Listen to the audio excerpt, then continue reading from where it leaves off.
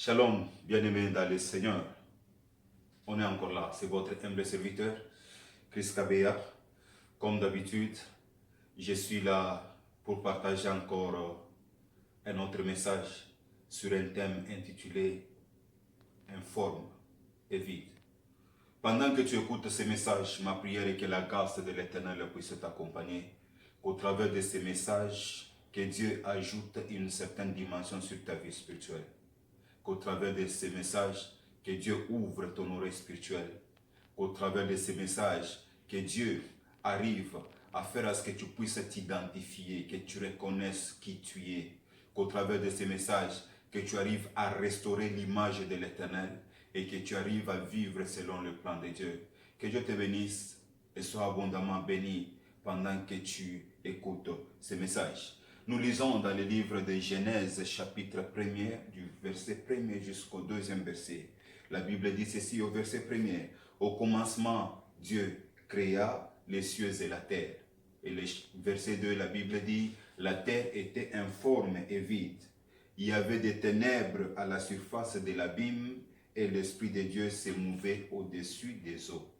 Ce passage biblique peut être interprété de différentes manières selon que le Saint-Esprit est en train d'inspirer aux hommes de Dieu pour arriver à parler de la part du Seigneur. Parce que nous ne pourrons jamais nous tenir debout comme ça pour dire que nous parlons de nous-mêmes. C'est parce que nous sommes inspirés par le Saint-Esprit que nous nous tenons encore au-devant de vous pour parler de la part de l'Éternel. Mais quand nous regardons différentes interprétations de ces passages bibliques, il y a quelque chose qui nous intéresse mieux, c'est le commencement. Parce que vous allez voir, même le livre de Genèse en soi, ça signifie ça, le commencement. Maintenant, pendant que nous parlons du commencement, nous comprenons ensemble que les ténèbres ont existé avant toute chose. Si je peux ajouter le verset 3 dit ceci, et Dieu dit que la lumière soit, et la lumière fut. Maintenant, quand nous prenons le terme tel qu'il s'est présenté au verset 2, pour qu'on arrive à avoir une certaine forme, il a fallu enlever d'abord ce qui a été là avant. Qu'est-ce qui a été là avant? Il y avait les ténèbres. À cause des ténèbres qui étaient là, il a fallu mettre de côté les ténèbres. Avec l'aide de la lumière, l'Éternel pouvait maintenant arriver à mettre quelque chose de bon. Ceci veut dire ceci. Les ténèbres ont existé avant la création de l'homme sur la terre. Et on se pose la question, d'où vient l'homme? Genèse chapitre 2, le verset 7, la Bible dit ceci, l'Éternel forma l'homme de la poussière de la terre.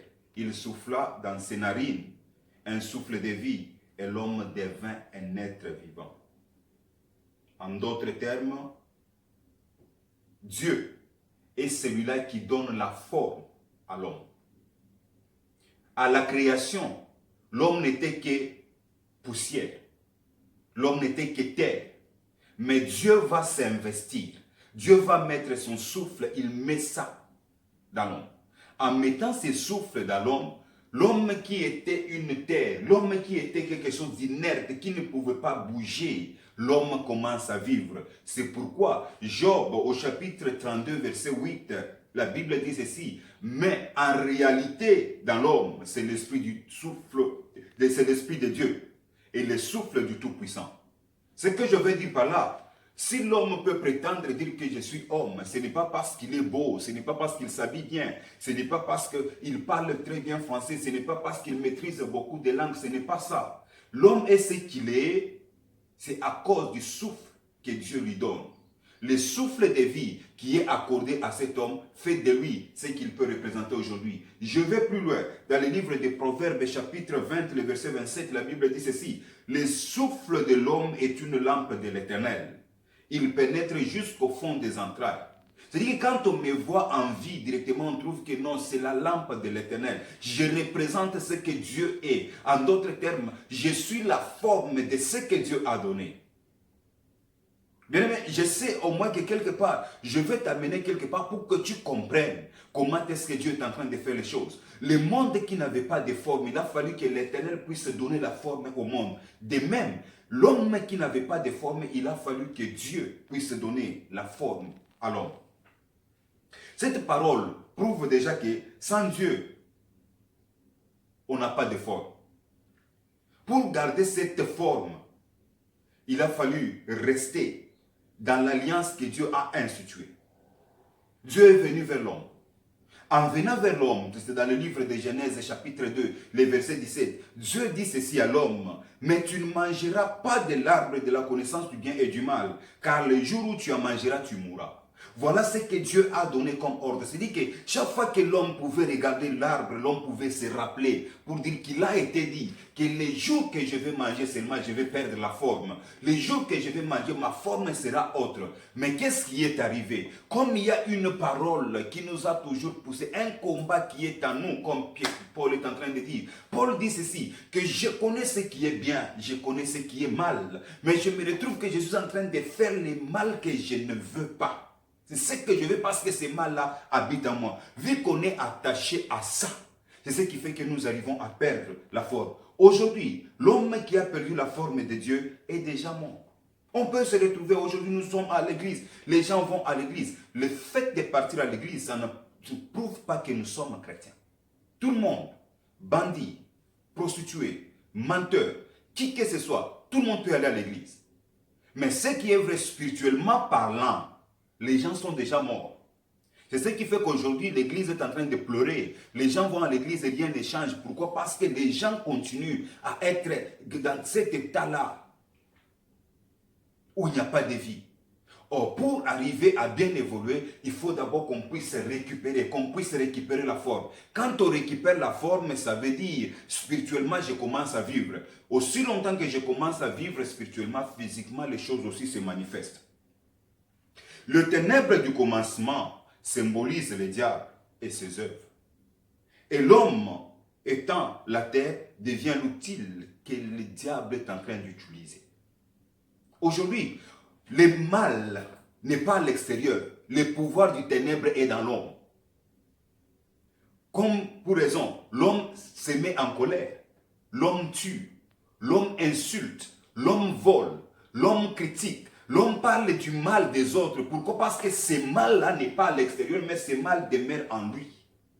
Nous pouvons le voir dans le livre de Genèse, chapitre 3, versets 1 à 6. Quand nous regardons ce passage-là, on parle de la discussion entre la femme et le serpent. Mais ce qui m'intéresse ici, c'est le verset 4. Le verset 4 dit ceci. Le serpent dit à la femme, vous ne mourrez pas. Dieu a dit, les jours que tu mangeras, tu mourras. Mais le serpent vient dire, non, non, tu ne mourras pas. Comme l'homme, en lui, il y a le mal. Il dit à la femme, vous ne mourrez pas. Dieu a dit, les jours que tu mangeras, tu mourras. Mais le serpent vient dire, non, non, tu ne mourras pas. Comme l'homme, en lui, il y a le mal. Il n'a pas voulu garder la forme avec la parole de l'Éternel. Il veut au moins écouter ce que les autres disent. Bien-aimé, entre la parole de Dieu et celle du diable, laquelle est facilement acceptée? Généralement, c'est la parole du diable qui est facilement acceptée. Si tu as la parole de Dieu, si tu as la forme, tu ne peux jamais aller à l'encontre de ce que l'Éternel est en train de dire. Mais lorsque je vais à l'encontre de ce que l'Éternel dit, directement je tombe dans ce qui est mentionné dans le livre de Jean chapitre 8, le verset 44. Maintenant, comprenons ensemble, qui est ce serpent et qu'est-ce qu'il symbolise? Je vais vite dans le livre d'Apocalypse chapitre 12, le verset 9, la Bible dit ceci. Il fit précipiter les grands dragons, le serpent ancien appelé le diable et Satan. Ce serpent-là qui était dans le jardin d'Éden, c'est celui-là que l'Apocalypse est en train d'expliquer très bien. Que cet homme ici, cet homme qui était le serpent, c'est lui qu'on appelle le serpent antique qui est le diable, qui est dragon. Alors, quel est son objectif lorsqu'il vient vers l'homme? Lorsqu'il vient vers l'homme, il veut que l'homme puisse perdre l'image de Dieu. C'est ça son objectif. Il veut que cette image de Dieu en toi là puisse partir. La forme que Dieu t'a donnée là, il veut récupérer cette forme. C'est ainsi que quand nous regardons dans Genèse 1, 27, la Bible est en train de dire ceci. Dieu a créé l'homme à son image. Nous sommes l'image de Dieu. Et dans l'image de Dieu, nous sommes la forme de l'Éternel. Mais le diable vient pour récupérer, pour enlever cette forme-là. Et la raison pour laquelle le diable vient auprès de toi, c'est pour arracher, c'est pour prendre ce que Dieu a placé en toi. Maintenant, quand nous allons dans le livre de Genèse, chapitre 3, le verset 14, je vais lire rapidement. La Bible dit ceci. L'Éternel Dieu dit au serpent. Là, je veux que tu me prêtes oreille parce que c'est intéressant.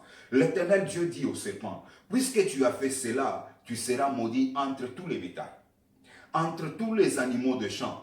Tu marcheras sur ton ventre et tu mangeras de la poussière tous les jours de ta vie. Je veux que tu soulignes la toute dernière phrase. Et tu mangeras de la poussière tous les jours de ta vie.